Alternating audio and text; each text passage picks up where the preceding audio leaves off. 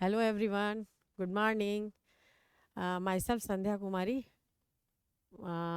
teacher from Department of Philosophy. Today I am going to teach in Indian philosophy about the न्याय philosophy.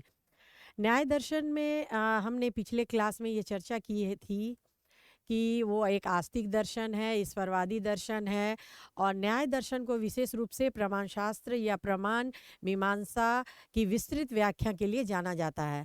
प्रमाण मीमांसा के संबंध में जो मैंने पिछले वर्ग में चर्चा की थी उसमें प्रमा क्या होता है, यथार्थ ज्ञान क्या है, यथार्थ ज्ञान के लक्षण क्या है, यथार्थ ज्ञान और अयथार्थ ज्ञान में क्या अंतर है, ये मैंने बताया था।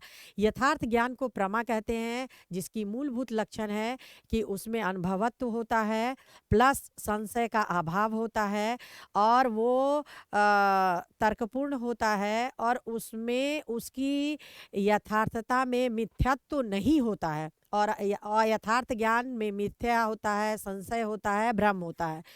एक महत्वपूर्ण बात जिस पर हम यहाँ परिचर्चा करना चाहते हैं वो ये है कि पिछले वर्ग में मैंने प्रत्यक्ष ज्ञान के संबंध में विस्तृत जानकारी दी थी और ये बतलाया था। आज हम चूँकि अनुमान न्याय दर्शन 4 प्रकार के प्रमाण को मानता है, प्रत्यक्ष, अनुमान, उपमान और शब्द। तो प्रत्यक्ष की चर्चा हो चुकी है, आज मैं अनुमान की बात करूंगी, यानी इन्फरेंस। सबसे पहले हम जानेंगे ये जो अनुमान है ये 2 शब्दों के मिलने से बना है, अनु और मान, यानी पाश्चात और उसके आधार पर ज्ञान। ज्ञात के आधार पर अज्ञात के ज्ञान को अनुमान कहते हैं। इसको अनुमान कहा जाता है। इसको तत्वपूर्वकम भी कहते हैं, यानी कि जब पूर्व में ही कुछ कारण होते हैं जिसके बाद कुछ कार्य उत्पन्न होता है, तब उसको अनुमान कहते हैं। इसमें नवीनता भी आती है और ये चूंकि न्याय दर्शन असत कार्यवाद को मानता है, उनका कहना है कि कारण से कार्य की उत्पत्ति तो होती है, लेकिन कार्य में एक नवीनता आने के कारण उसमें उन्होंने अपने सिद्धांत को असत कार्यवाद कहा है, यानी वो कारण से कार्य उत्पन्न होता है लेकिन नवीनता आती है।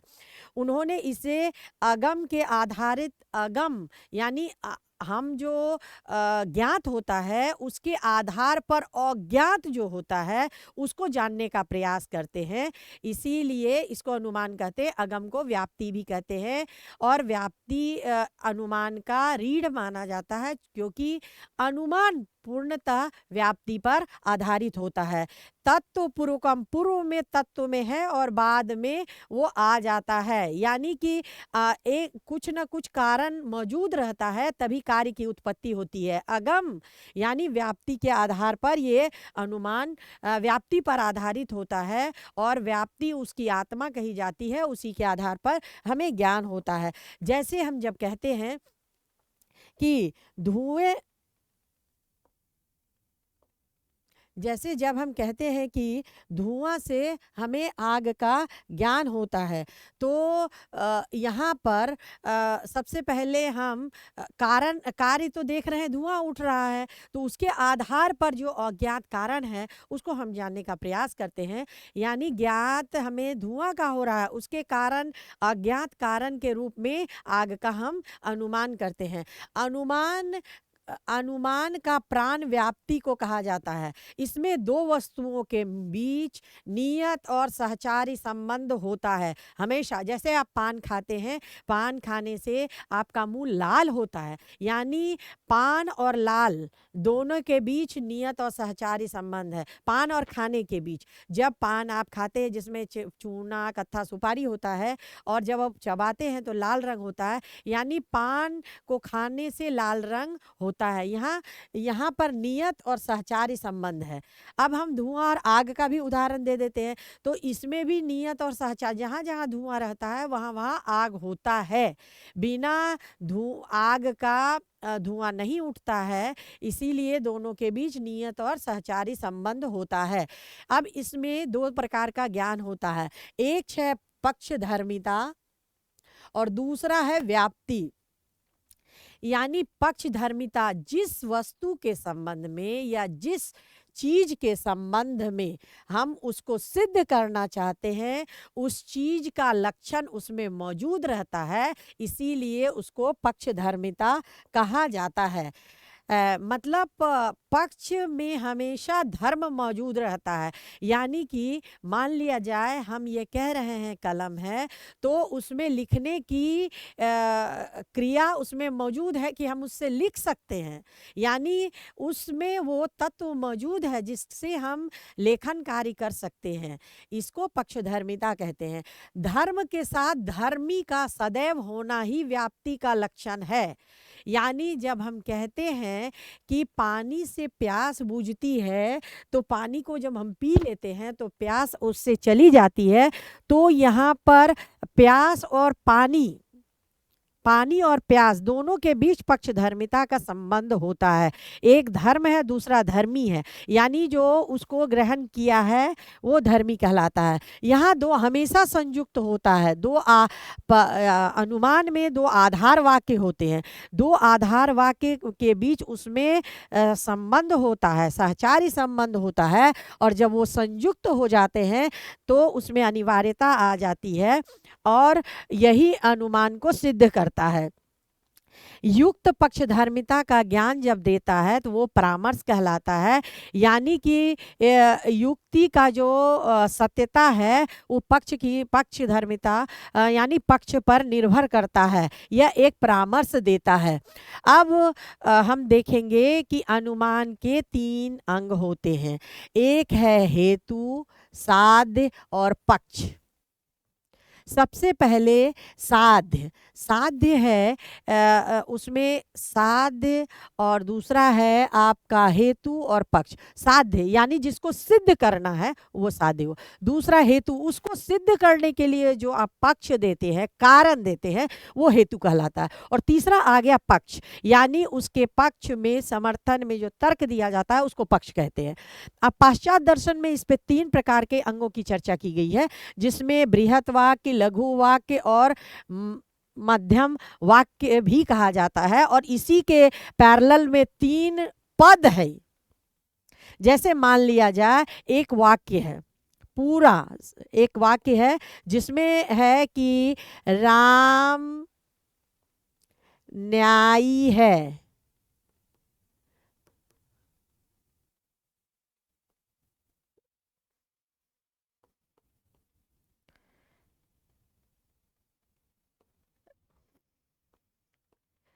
राम विद्यार्थी है, अतः न्यायी विद्यार्थी है। तो यह हो गया आपका मध्यम पद। ये हो गया बृहत वाक्य का, यह है बृहत वाक्य। ये बृहत पद हो गया, ये बृहत पद हो गया। ये लघु वाक्य है और ये लघु पद है। और ये दोनों मध्यम पद है। और ये निष्कर्ष आ गया आपका, जिसमें सब्जेक्ट और प्रेडिकेट होते हैं। तो यहाँ हमने देखा है कि जो इसमें 3 वाक्य है और 3 पैरेलल है। पाश्चात्य दर्शन में बिल्कुल इसी तरह चर्चा की गई है, जहाँ पर एक बृहत वाक्य होता है जिसमें मध्यम पद और बृहत पद होते हैं। लघु वाक्य में मध्यम पद और लघु पद होते हैं। और निष्कर्ष में केवल बृहत और लघु पद होते हैं, जिसको उद्देश्य और विधेय के रूप में हम परिचर्चा करते हैं। तो यहाँ पर हमने देखा है कि न्याय दर्शन में अनुमान के 3 पदों की चर्चा की गई है। ये मुख्यतः अंग माने जाते हैं। अब हम आगे देखेंगे कि न्याय दर्शन में न केवल इतना तक ही अनुमान की चर्चा की गई है, उसके 5 अवयव बतलाए गए हैं, जिसको पंचावयव कहते हैं। यानी अनुमान को सही सलामत होने के लिए 5 अवयवों का होना आवश्यक है। प्रतिज्ञा, हेतु, उदाहरण, उपनय और निगमन। इसको हम प्रतिज्ञा का अर्थ ये होता है कि सपोज ये कह देते हैं कि पर्वत पर आग है, यानी उसको सिद्ध करने के लिए हम उसको संकल्प लेते हैं। इसीलिए कहा गया है कि प्रतिज्ञा एक अहम अवयव है, महत्वपूर्ण अवयव है। दूसरा है हेतु। अब इस प्रतिज्ञा को सिद्ध करने के लिए जो हम कारण उपस्थित करेंगे उसको हेतु कहा जाता है। या क्योंकि वहाँ धुआं है, यहाँ देखा कि मैंने पर्वत पर आग है प्रतिज्ञा ली, उसको सिद्ध करने के लिए हमने जो तर्क दिया यानी हेतु उपस्थित किया उसको हम हेतु कहते हैं या कारण कहते हैं, क्योंकि वहाँ आग है। अब उदाहरण दिया है हमने कि जहाँ जहाँ धुआं है वहाँ वहाँ आग है, अर्थात धुएं को आग के साथ हमने संबंध स्थापित किया है। यहाँ धुआं धुआं आग है। अब यहाँ पर है उपनय, यानी कि उसको सिद्ध करने के लिए हम जो तर्क दिए हैं उसको उपनय भी कहते हैं। पर्वत पर धुआं है, उसको सिद्ध करने के लिए मैंने जो तर्क दिया है वो उसको यहाँ पर सिद्ध होता है। अब अगला है निगमन। जो प्रतिज्ञा मैंने ली है उसको सिद्ध करने के लिए जो अंत में तर्क देते हैं उसको हम कहते हैं निगमन। यानी तर्कशास्त्र में जो उसको हम सिद्ध करना चाहते हैं उसी को हेतु में जो मैंने प्रतिज्ञा ली थी उसे निष्कर्ष में मैंने सिद्ध किया है और इसे ही निगमन कहा जाता है। अब हम अगला देखेंगे कि किस प्रकार अनुमान का आधार है। अनुमान के दो आधार हैं, एक है पक्षधर्मिता और दूसरा है व्याप्ति। पक्षधर्मिता में मैंने जैसे अभी तुरंत बताया है, उसमें पक्ष और धर्म दोनों के बीच संबंध होता है। बिना पक्ष और धर्म के संबंध के हम पक्षधर्मिता को सिद्ध नहीं कर सकते हैं। यानी जिसको हम तर्क के माध्यम से सिद्ध करना चाहते हैं उसके पक्ष में हम जो तर्क प्रस्तुत करते हैं, धर्म और धर्मी का संबंध, उस तभी जिसके आधार पर हम उसको सिद्ध कर पाते हैं। दूसरा है व्याप्ति। यहाँ साध्य और साधन के बीच संबंध को दर्शाया गया है। यानी जो साध्य है जिसको सिद्ध करना है वो साध्य कहलाता है, और जिन साधनों का उपयोग करते हैं उसको साधन कहते हैं। उन दोनों के बीच हम संबंध स्थापित करने का प्रयास करते हैं।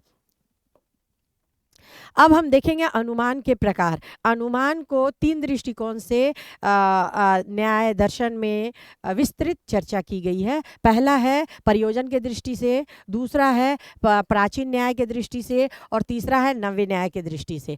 सबसे पहले प्रयोजन के दृष्टि से, इसमें दो प्रकार के अनुमान की चर्चा की गई है, एक स्वार्था अनुमान और एक परमार्था अनुमान।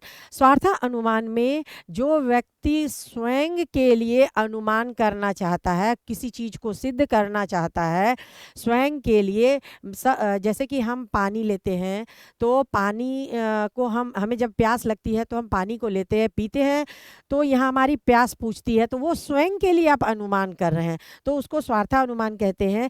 जब हम दूसरों के हित के लिए अनुमान करते हैं तो अब उसको हम परमार्था अनुमान कहा जाता है। जैसे कि कोई आदमी बीमार है तो हम उसके लिए दवा देते हैं, क्योंकि हम उसको लगता है कि हम उसको दवा देंगे तो वो ठीक हो जाएगा, तो दूसरे के हित के लिए हम उसको अनुमान करते हैं, तो उसको परमार्था अनुमान कहा जाता है। अब है प्राचीन न्याय। इसमें भी तीन प्रकार के हैं, पूर्ववत, शेषवत और सामान्य दृष्ट। शेषवत यानी कि आपको जो उपस्थित कार्य है उपस्थित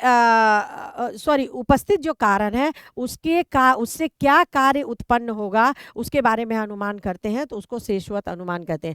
और पूर्ववत यानी कार्य के पूर्व जो कारण है उसके बारे में जो अनुमान करते हैं तो उसको पूर्ववत अनुमान कहा जाता है। दूसरा है सामान्यो दृष्ट, यानी दो घटनाओं को साथ साथ देखकर हम अनुमान करते हैं तो उसको सामान्यो दृष्ट कहते हैं। जैसे मान लिया जाए राम और श्याम साथ साथ जाता है, अगर कभी उसको एक साथ नहीं देखते हैं तब अनुमान करते हैं, तो उसको सामान्य दृष्ट अनुमान कहते हैं। अब अगला है नव न्याय के अनुसार। नव न्याय के अनुसार न्याय के तीन भेद बतलाए गए हैं, जिसमें केवलान्वयी, केवल व्यतिरेकी और अन्वय व्यतिरेकी। केवला अनुवयी में व्याप्ति के बीच केवल भावात्मक संबंध को दर्शाया गया है।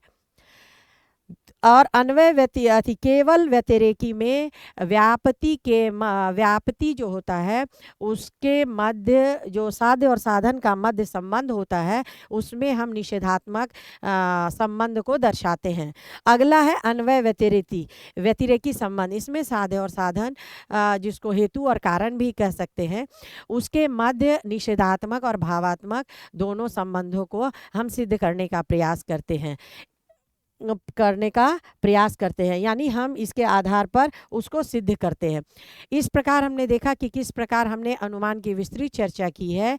और अगले कक्षा में अब हम न्याय दर्शन के तीसरे प्रमाण की चर्चा करेंगे, जिसपे जो शब्द है उसको विस्तृत चर्चा करके हम उसको स्पष्ट करने का प्रयास करेंगे। तब तक के लिए धन्यवाद।